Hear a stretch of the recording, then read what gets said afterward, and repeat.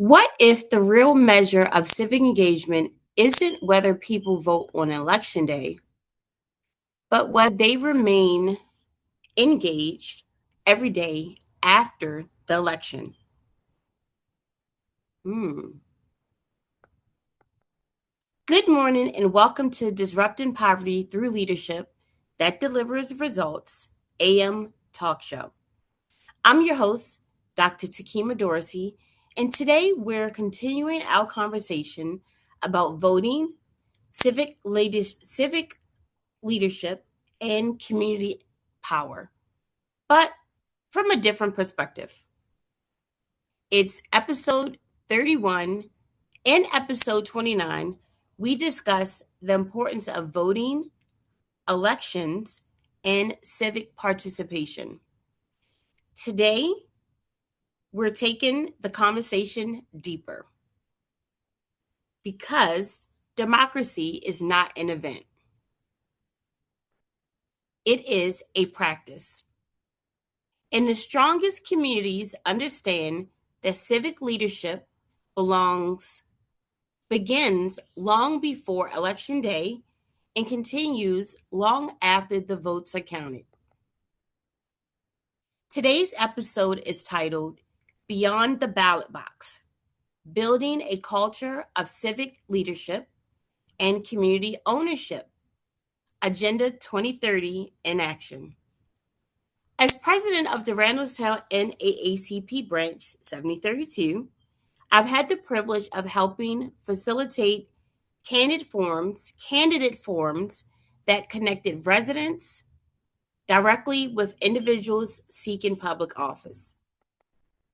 These forums reinforce an important lesson. Many people know how to vote, but fewer people know how to remain engaged after the election. And that is the gap problem in between election cycles. And that's where real community power is also built. This discussion aligns with SDG 1. Now remember, SDG 1 stands for,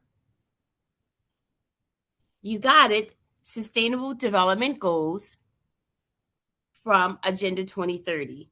So this discussion aligns with SDG 1, no poverty, SDG 10, reduce inequalities, SDG 14, sustainable cities and communities, SDG 16, peace, justice, and strong institutions,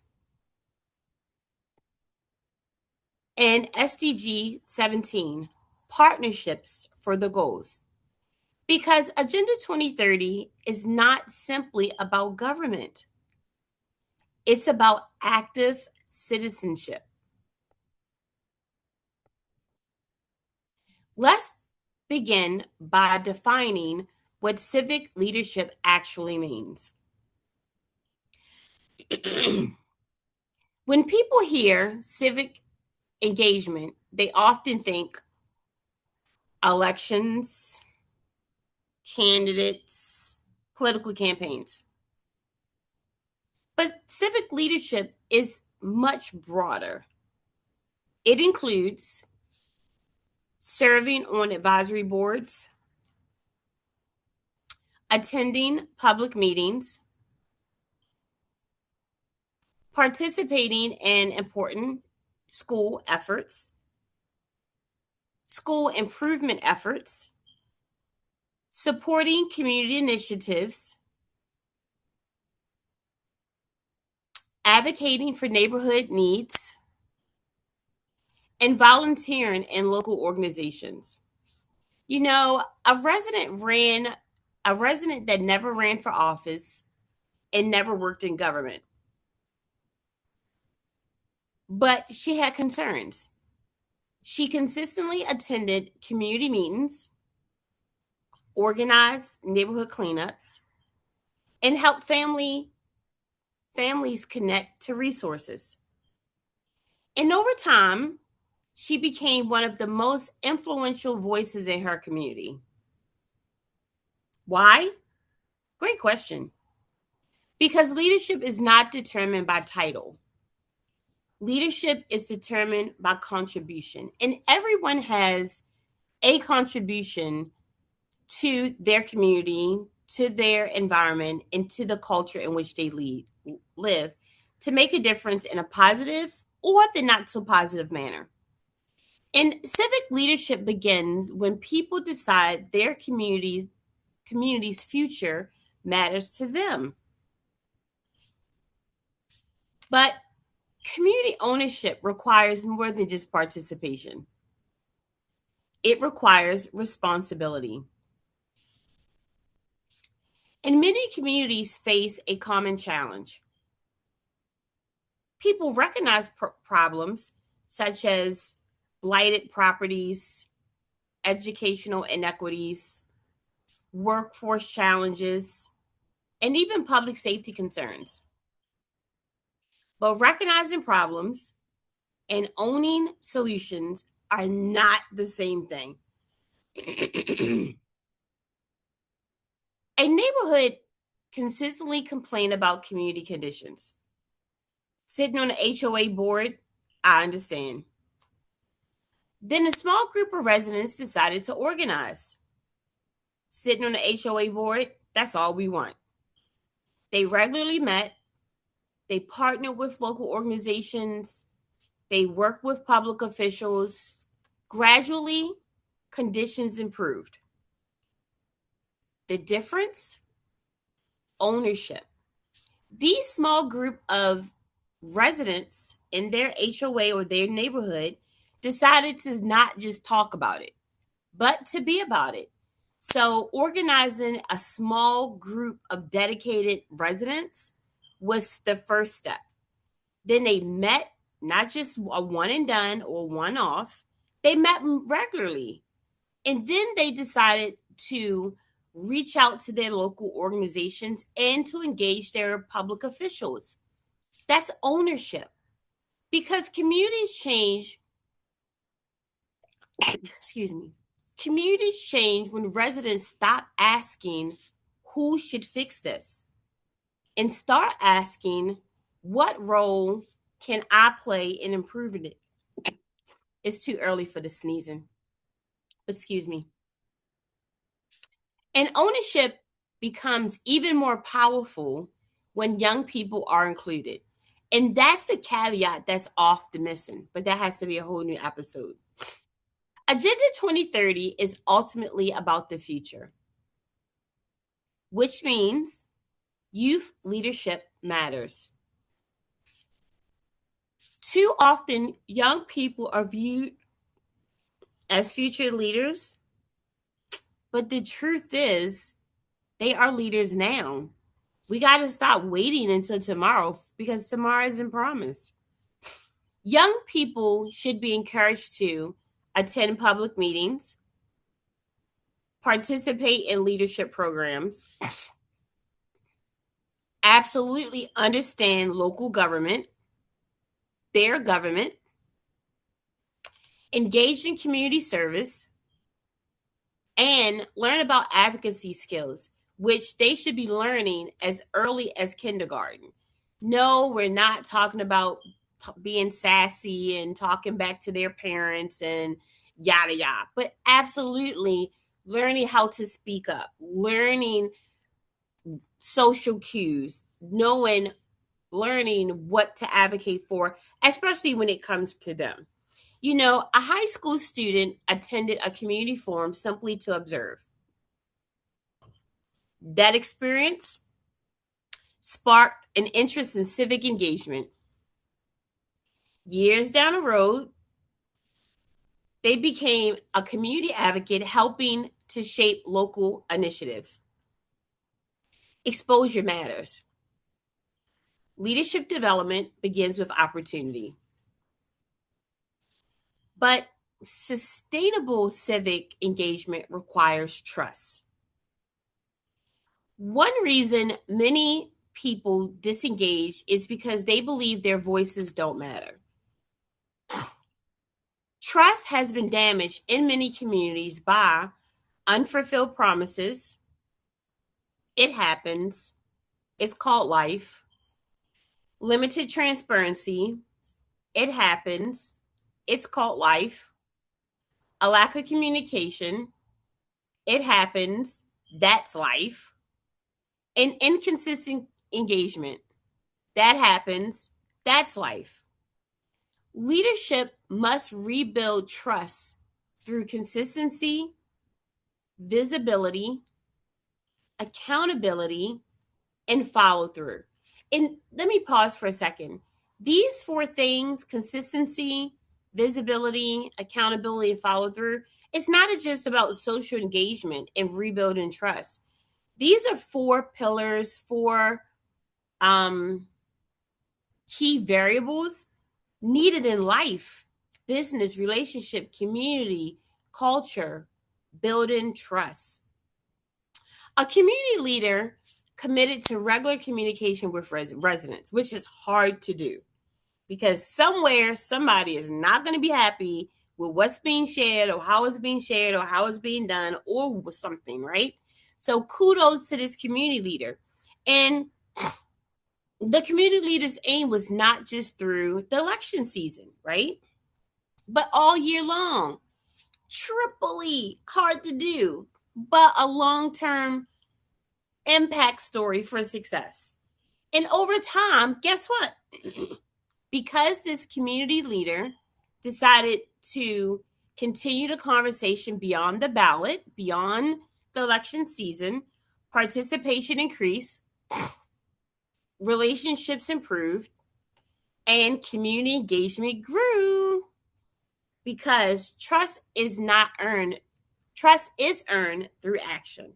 People want to see follow through. People want to see follow up. And I'm that person. And oftentimes you can easily be thrown off after an event is over.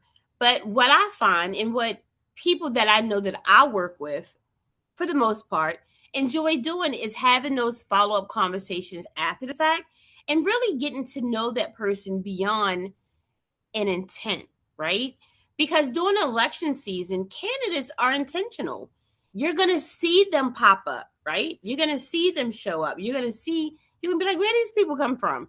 But it's after the fact that they may have won or they may not have won. Where do they go? Do they fall off? Do they drop off? Do they crawl back in a hole? Do they go back underneath? Who knows? The question is what happens. But hopefully, it's engagement after the fact that you really get to know who the person is without their intent of running for office. Because individual voices matter. But collective voices create movement. And Agenda 2030 emphasizes partnerships because lasting change requires collaboration, right? Community power community power grows when residents work together. Very hard to do when it's not an election season or it's not an issue that's a one-off.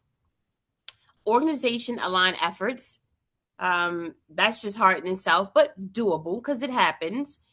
When leadership share information through a podcast, through a newsletter, on social media exclusively, but sharing information good, better, and different. Or when stakeholders pursue common goals. Several organizations addressing workforce development, education, and housing came together around a shared event. Man, that sounds like my event, right? No, but I'm not talking about that. And the result is greater impact that any single organization can achieve alone because collaboration multiply results. Not what's in it for me or you, but what's in it for us and them. That just creates something new. Us and them? Are you talking about sharing wealth? Sharing a spotlight? Yes. What's in it for us and them? Because collaboration multiply results when it's more than just one entity involved and more than one entity benefiting. And finally, let's discuss what true community power look like. Ooh. True community power exists when residents are informed by any communication channel, leaders are accountable, institutions are transparent as much as they can be, partnerships are strong as much as their vision and their shared um, mutual collaboration point, and communities are engaged. Community power is not about control. It is about participation. It is about ownership. It is about shared responsibility. And that is exactly the type of leadership Agenda 2030 calls for. Let's bring this into action. Here is your leadership challenge. Attend one community meeting in the next 30 days. Just one, in-person, hybrid, virtual. And we are weeks away from the primary. So things are popping up, popping off, popping in, popping under every day, right? Introduce one young person to civic engagement opportunities. Just one. Start with the one in your home if you're not accessible to those out in the community. Support one local organization working to strengthen your community. They're everywhere and they need help. Stay engaged after the election, not just during it. And that is really the key to this. Remaining engaged beyond the ballot, because primaries are here, midterms are here. Then next thing you know, we're rallying for the next election. Well, if you are a one-off or one season wonder, then you're engaged now, you fall off for a year and a half or 6 months. You're trying to get back in the game when it matters the most. Now you miss a lot of opportunities and things change in the political arena like they do in technology every millisecond. Because here's the truth. Voting is important, but community transformation requires something more. It requires residents who are willing to stay informed, stay engaged, stay involved. And leaders who understand that civic engagement is not about a single election. It is about building stronger communities every day. Well, that's all the nuggets I'm dropping today. If this episode challenged your thinking, follow Disrupting Poverty Through Leadership That Deliver Results AM Talk Show on YouTube for now. Share one way you're helping strengthen civic engagement in your community. Very important. Drop it below. Tag a community leader, educator, advocate, or volunteer making a difference where they live. Very important. Because Agenda 2030 will not just be achieved through elections alone. It will be achieved through engaged communities, accountable leadership, and citizens who understand the power they already possess. And that's the big part, the power you already possess. You don't need to tell someone for them to get you engaged. You don't need to wait for someone to create a community forum. You don't need to have someone to tell you your voice matters, because God woke you up this morning. And all of those things are already a part of it. Well, until next time, rewind. First, hit that subscription button. Rewind, download, take notes, share in your community. Let us know what you're doing with the leadership challenges. You know a community leader that's doing good. What does your next 30 days look like? And then share. Catch you on the next episode. Thanks for joining in. And stay tuned, because I will start having guests on my podcast show, which I'm extremely excited to get input from the community. And until then, I'll talk to you later. Have a great one. Be blessed, and thank you.